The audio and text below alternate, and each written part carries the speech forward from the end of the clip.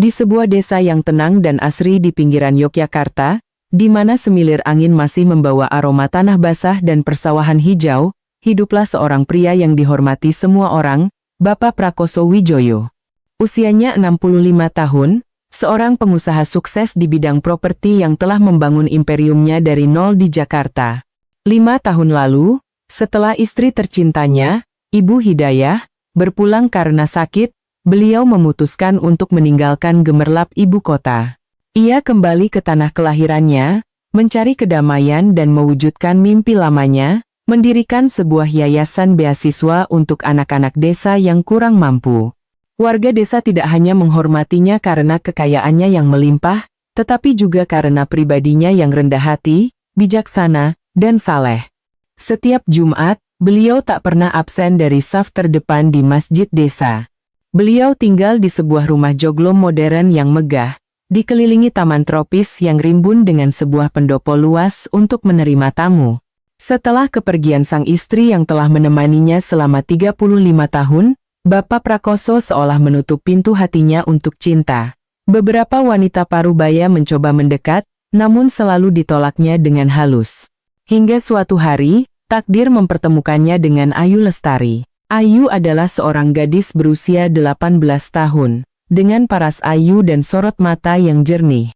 Ia tinggal bersama ibunya, Ibu Ratna, di sebuah rumah sederhana yang hanya berjarak beberapa ratus meter dari kediaman Bapak Prakoso. Keluarga Ayu adalah salah satu yang paling sederhana di desa itu.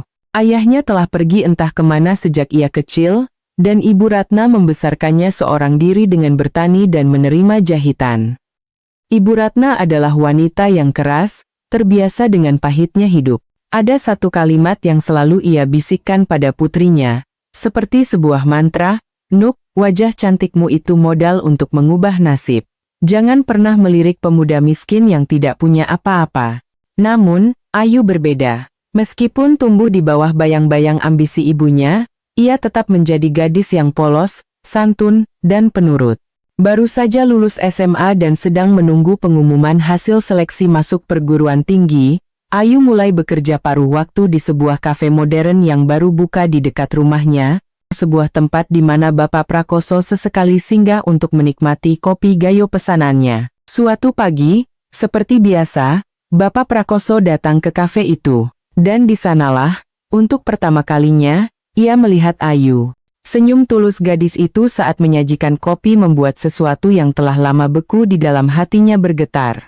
Beliau, yang telah melihat begitu banyak keindahan dunia, tak mengerti mengapa senyum seorang gadis desa berusia 18 tahun bisa membuat jantungnya berdebar seperti cinta pertama. Mungkin karena tatapan mata Ayu yang begitu murni, atau mungkin karena tutur katanya yang sopan mengingatkannya pada mendiang istrinya di masa muda. Bagi Ayu, Bapak Prakoso adalah sosok yang sangat baik dan jauh dari kesan orang kaya yang sombong. Beliau tidak pernah menggurui, selalu menyapanya dengan lembut, dan selalu meninggalkan tip yang jumlahnya berkali-kali lipat dari harga pesanannya. Pemilik kafe sering bercanda, "Ayu, kalau kamu menikah dengan beliau, hidupmu pasti terjamin." Pertemuan di kafe itu menjadi awal dari segalanya. Bapak Prakoso mulai mendekati Ayu secara lebih intens. Beliau mengundang Ayu dan ibunya untuk makan malam di pendopo rumahnya, menawarkan bantuan untuk merenovasi rumah mereka yang sudah lapuk, dan bahkan berjanji akan menanggung seluruh biaya kuliah Ayu di Jakarta jika ia diterima. Gosip pun mulai beredar di desa. Ada yang berkata Bapak Prakoso sedang dimabuk cinta yang tulus. Ada pula yang mencibir, mengatakan Ayu dan ibunya hanya mengincar harta. Namun, tak ada gunjingan yang bisa menghentikan kedekatan mereka. Sore itu hujan deras tiba-tiba turun, mengubah jalanan desa menjadi becek. Kafe tempat Ayu bekerja sepi pengunjung. Bapak Prakoso datang seperti biasa, mengenakan kemeja batik sederhana. Rambutnya yang mulai memutih basah oleh air hujan, namun sorot matanya tetap hangat. Ayu, dengan sigap, berlari keluar membawakan payung. Perhatian kecil itu membuat Bapak Prakoso terharu. Gadis ini, meski baru 18 tahun, memiliki kepekaan dan kepedulian seorang dewasa. Setelah menghabiskan kopinya, beliau menatap Ayu dalam-dalam dan berkata dengan lembut, nanti kalau ada waktu, ajak ibumu main ke rumah lagi, ya. Pohon mangga di halaman belakang sedang berbuah lebat sekali. Bapak butuh bantuan untuk memetiknya. Ayu, dengan pipi bersemu merah, mengangguk. Baik Pak, nanti Ayu sampaikan ke ibu.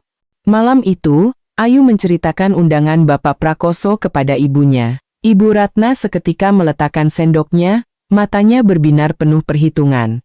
Sebagai wanita yang telah menelan semua asam garam kehidupan, ia tahu persis, kesempatan emas tidak datang dua kali. Undangan itu ada artinya, Nduk, kata Ibu Ratna. Jangan bodoh. Besok kita ke sana. Biar ibu yang siapkan beberapa masakan. Kita tidak boleh terlihat memalukan. Keesokan harinya, ibu dan anak itu datang membawa rantang berisi opor ayam dan beberapa kue tradisional. Bapak Prakoso menyambut mereka di gerbang dengan senyum ramah. Hari itu, mereka makan siang di pendopo yang menghadap ke taman.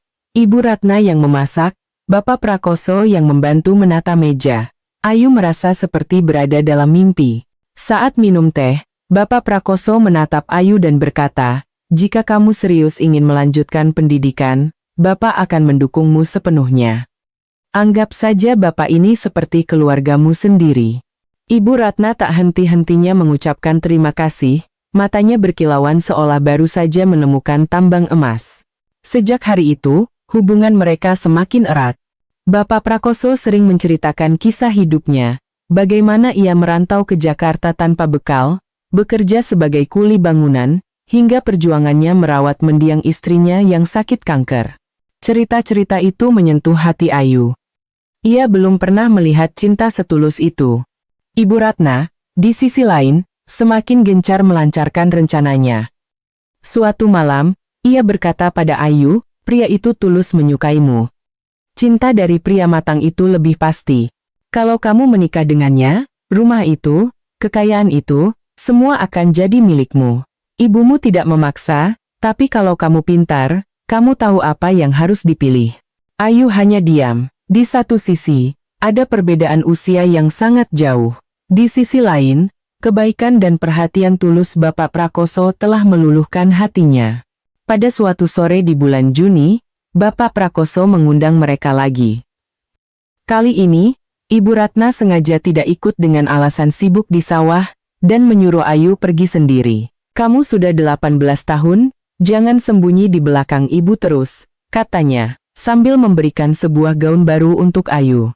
Dengan cemas, Ayu berjalan ke rumah Bapak Prakoso. Namun, saat gerbang terbuka, ia melihat Bapak Prakoso berdiri di sana dengan seikat bunga melati putih di tangannya. "Selamat, kamu diterima di Universitas Indonesia," kata beliau lembut. "Tadi pagi Bapak cek pengumumannya." Ayu terkejut. Ia bahkan belum sempat mengeceknya sendiri. Hatinya melambung oleh perasaan yang aneh, bukan cinta romantis, melainkan perasaan dihargai dan dihormati sebagai manusia untuk pertama kalinya dalam hidupnya. Dan hari itu, Bapak Prakoso mengucapkan kalimat yang tak akan pernah Ayu lupakan. "Jika kamu mengizinkan, Bapak ingin menjagamu, sebagai seorang pria, sebagai pelindungmu, ini bukan paksaan. Bapak hanya ingin sebuah kesempatan untuk menyayangimu dengan cara yang paling tulus." Ayu terdiam lama. Dan Bapak Prakoso tidak menuntut jawaban. Malam itu, Ayu pulang dengan perasaan campur aduk. Ibu Ratna, melihat ekspresi putrinya, tahu rencananya berjalan mulus. Ia mulai berbicara tentang pernikahan, tentang masa depan, tentang kekayaan. "Dengar, Nduk," bisiknya, "pria seperti Pak Prakoso itu langka. Dia punya segalanya dan tulus mencintaimu. Ini kesempatan sekali seumur hidup." Beberapa hari kemudian, sebuah sepeda listrik baru terparkir di depan rumah Ayu, dengan sebuah surat tulisan tangan, supaya tidak lelah ke kampus nanti. Dari Bapak. Surat itu meruntuhkan pertahanan terakhir Ayu. Kebaikan itu bukanlah sogokan, melainkan kasih sayang tulus yang belum pernah ia rasakan. Akhirnya, pada suatu sore yang mendung, Ayu datang ke rumah Bapak Prakoso membawa sebuah kue bolu pandan buatannya sendiri. "Saya ingat, Bapak suka yang manis," katanya malu-malu. Mata Bapak Prakoso berkaca-kaca. Sejak saat itu, tanpa perlu diucapkan, Keduanya tahu bahwa sebuah ikatan tak kasat mata telah terjalin di antara mereka. Gosip di desa semakin kencang, tapi Ibu Ratna hanya tersenyum sinis. Baginya, yang terpenting adalah rencananya berjalan lancar. Ia mulai menyinggung soal pernikahan secara resmi, dengan dalih agar Ayu tidak menjadi bahan gunjingan saat kuliah di Jakarta nanti. Bapak Prakoso setuju, asalkan Ayu siap. Aku bisa menunggu seumur hidup, katanya pada Ayu. Yang penting kamu tahu, aku tidak pernah menganggapmu remeh. Untuk pertama kalinya, Ayu merasa dirinya berharga. Upacara lamaran yang khidmat namun sederhana diadakan pada akhir bulan Agustus di pendopo rumah Bapak Prakoso. Para sesepuh desa dan beberapa sahabat lama beliau hadir. Ayu, dalam balutan kebaya putih sederhana, terlihat begitu anggun. Bapak Prakoso berdiri di sisinya dan mengumumkan dengan suara tenang, mulai hari ini, Ayu Lestari secara resmi akan menjadi bagian dari keluarga saya, pendamping hidup saya hingga akhir hayat. Ibu Ratna memainkan perannya sebagai ibu yang bersyukur dengan sempurna. Namun di balik senyumnya, sebuah rencana besar yang lebih licik sedang ia susun. Setelah lamaran, Bapak Prakoso membantu Ayu mempersiapkan segalanya untuk kehidupan barunya di Jakarta. Namun, Ibu Ratna menyarankan agar Ayu pergi sendiri. Biarkan dia mandiri, Pak. Jangan terlalu dimanja, katanya. Bapak Prakoso, dengan polosnya, setuju. Ia tak tahu bahwa kemandirian itu adalah langkah pertama dari sebuah konspirasi besar. Di terminal bus, Bapak Prakoso memberikan Ayu sebuah kartu debit, buku tabungan atas namanya, dan ponsel terbaru. Ayu memeluknya erat, merasakan campuran rasa terima kasih, hormat, dan sebuah benih perasaan yang lebih dalam. Begitu Ayu pergi, Ibu Ratna semakin sering datang ke rumah Bapak Prakoso, bertingkah seperti nyonya rumah. Tujuannya satu, mencari tahu segala hal tentang aset dan kekayaan beliau. Ia mulai mendesak soal surat nikah resmi. Biar ada status yang jelas, Pak. Kasihan Ayu nanti. Bapak Prakoso, karena rasa sayangnya pada Ayu, akhirnya setuju untuk mengurusnya jika Ayu pulang nanti. Ibu Ratna tersenyum puas. Rencananya selangkah lebih dekat menuju kesempurnaan. Namun, ia tak tahu, di Jakarta, hati seorang gadis muda sedang bergejolak, terseret oleh arus kehidupan yang sama sekali baru. Kehidupan di Jakarta mengubah Ayu. Awalnya, ia rajin menelepon Bapak Prakoso, menceritakan hal-hal sepele. Namun, seiring berjalannya waktu, teleponnya semakin jarang, balasannya semakin singkat. Alasannya selalu sama, sibuk dengan tugas kuliah. Bapak Prakoso mencoba mengerti. Perubahan itu terlihat jelas. Pakaian Ayu berubah dari gaun sederhana menjadi kaos ketat dan celana jeans sobek. Rambut hitam panjangnya diwarnai coklat terang. Di Instagram, ia sering mengunggah foto bersama teman-teman prianya, tertawa lepas, bahkan berpose akrab. Salah satu dari mereka adalah Rian, seorang senior yang tampan, populer, dan pandai merayu. Rian membuat Ayu tertawa. Ia muda, nyambung, dan sering melontarkan candaan menggoda. Sayang sekali aku telat bertemu denganmu, katanya suatu kali. Kalau tidak, pasti kamu sudah jatuh cinta padaku.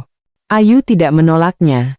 Perhatian tulus dari Bapak Prakoso yang menanyakan, sudah makan, atau di sana hujan tidak, kini terasa seperti kekangan yang membosankan. Suatu malam, saat pesta di sebuah kafe, dengan sedikit pengaruh alkohol, Ayu berbisik pada sahabatnya, kekasihku usianya 40 tahun lebih tua dariku. Dia konglomerat. Semua terkesiap. Sebagian kagum, sebagian mencibir. Tapi sejak saat itu, pikiran lain mulai merasuki kepala Ayu. Mungkin, cinta dan rasa hormat saja tidak cukup. Di sisi lain, Ibu Ratna yang sesekali melihat unggahan Instagram Ayu, bukannya marah, malah tersenyum licik. Tidak ada wanita yang bisa mencintai pria tua selamanya, pikirnya. Yang penting adalah kapan dan berapa banyak yang bisa didapatkan. Ibu Ratna menyadari rencananya dalam bahaya jika Ayu benar-benar jatuh cinta pada pemuda lain sebelum harta warisan diamankan. Ia segera menghubungi Rian secara diam-diam. Dengan iming-iming imbalan besar, ia menyusun sebuah skenario keji. Rian harus merebut hati Ayu, membuat gadis itu berpaling dari Bapak Prakoso, lalu menghancurkannya.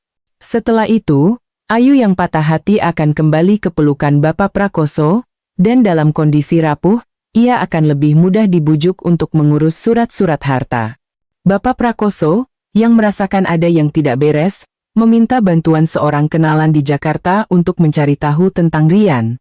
Laporan yang diterimanya bagai belati yang menusuk jantung. Di dalamnya terdapat foto-foto Rian dan Ayu berpelukan mesra di sebuah gang sepi dekat kos-kosan Ayu. Wajah Ayu di foto itu terlihat bahagia, sangat bahagia.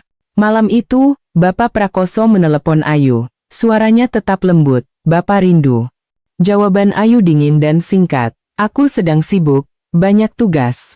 Setelah panggilan itu, Bapak Prakoso duduk dalam kegelapan, menatap foto mendiang istrinya. "Hidayah, sepertinya aku salah jalan lagi," bisiknya lirih.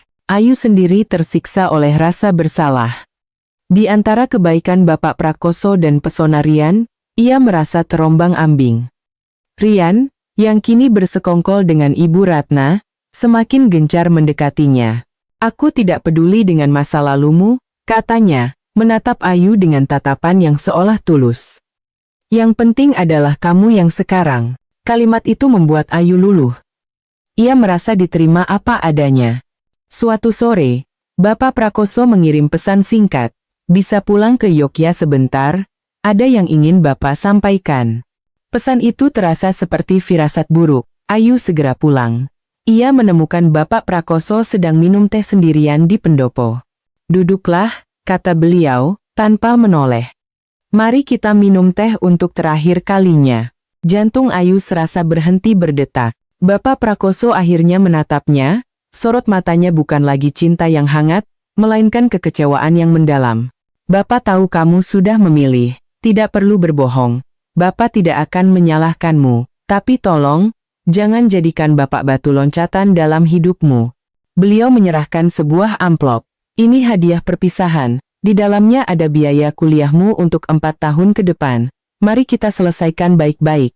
Ayu menangis, tapi sebelum ia bisa berkata apa-apa, Bapak Prakoso sudah bangkit dan masuk ke dalam rumah, menutup pintu kayu di belakangnya. Sebuah babak dalam hidup Ayu telah berakhir. Di dalam bus kembali ke Jakarta, Ayu merasa hampa. Ia membuka amplop itu. Selain bukti transfer biaya kuliah, ada sepucuk surat. "Ayu, Bapak tidak tahu harus menulis apa selain terima kasih. Terima kasih sudah pernah singgah sebentar di hidup orang tua ini. Tapi Bapak juga tahu, seekor burung muda tidak bisa selamanya dikurung dalam sangkar emas. Terbanglah bebas. Bapak hanya berharap, seandainya dulu kamu sedikit lebih tulus, kebahagiaan Bapak akan menjadi sempurna. Semoga kamu kuat menjalani hidupmu." Ayu menangis terseduh-seduh. Untuk pertama kalinya, ia sadar telah kehilangan sesuatu yang tak ternilai. Setibanya di Jakarta, ia mencoba menghubungi ibunya. "Bu, aku dan Pak Prakoso sudah berakhir." "Dasar anak bodoh," teriak Ibu Ratna dari seberang telepon. "Kamu menghancurkan semuanya." Setelah itu, semua kontak dari ibunya terputus. Rian, yang telah berhasil menjalankan tugasnya, juga menunjukkan wajah aslinya. Ketika Ayu mencoba mencari sandaran padanya, Rian justru mencemooh. "Kamu pikir aku serius? Jangan libatkan aku dalam drama murahan keluargamu. Kamu yang memilih meninggalkan orang tua itu, bukan aku yang memaksa." Saat itulah Ayu sadar, ia telah dibuang oleh ibunya, dikhianati oleh pria yang ia pikir mencintainya, dan ditinggalkan oleh satu-satunya orang yang tulus menyayanginya. Ia benar-benar sendirian. 3 hari kemudian, dalam keadaan putus asa, Ayu hanya mengurung diri di kamar kosnya. Bapak Prakoso, yang mendengar kabar tentang kondisi Ayu dari kenalannya, merasa hatinya tak tega. Bagaimanapun, ia pernah tulus mencintai gadis itu. Tanpa banyak berpikir, ia berangkat ke Jakarta. Ayu mendengar ketukan di pintunya. Saat membukanya, ia terpaku. Bapak Prakoso berdiri di sana, sedikit lebih kurus, dengan rambut yang semakin memutih. Di tangannya ada sebuah kantong berisi semangkuk bubur ayam hangat. Tidak ada amarah di matanya. Hanya ada tatapan seorang ayah yang melihat anaknya terluka. "Bapak tahu kamu tidak butuh Bapak lagi, tapi kalau masih ada sedikit saja rasa sayangmu yang tersisa, makanlah ini." supaya kamu punya tenaga. Tangis Ayu pecah. Ia jatuh berlutut, memeluk kaki pria itu. Maafkan Ayu, Pak, maafkan Ayu. Bapak Prakoso membungkuk, menepuk pundaknya dengan lembut. Beberapa kesalahan memang tidak bisa diperbaiki, tapi setiap orang yang berani mengakui lukanya, berhak mendapatkan pengampunan. Ayu kembali ke Yogyakarta bersama Bapak Prakoso. Ia tinggal di kamar yang dulu disiapkan untuknya. Ia mulai hidup seperti orang lain, lebih banyak diam, merawat taman, dan membantu di dapur. Namun badai baru datang menerpa. Rian dan Ibu Ratna, yang tidak mendapatkan apa-apa, menyebarkan fitnah di media sosial. Akun-akun anonim mulai memposting cerita tentang gadis desa penipu yang memanfaatkan konglomerat tua. Kisah mereka, tanpa menyebut nama, menjadi viral. Desa gempar. Ayu hancur lebur. Tapi kali ini, Bapak Prakoso tidak diam. Dengan bantuan pengacaranya, ia mengumpulkan semua bukti, pesan ancaman dari Rian, bukti transfer uang dari Ibu Ratna ke Rian, dan jejak digital penyebar fitnah. Ia menuntut Rian dan Ibu Ratna atas pencemaran nama baik dan persekongkolan jahat. Kamu tidak perlu bersembunyi lagi, katanya pada Ayu. Sekarang waktunya kita hadapi bersama.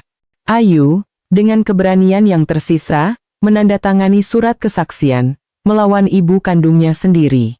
Itu adalah hal tersulit dalam hidupnya, tapi juga yang paling membebaskan. Di tengah badai itu, sebuah keajaiban terjadi.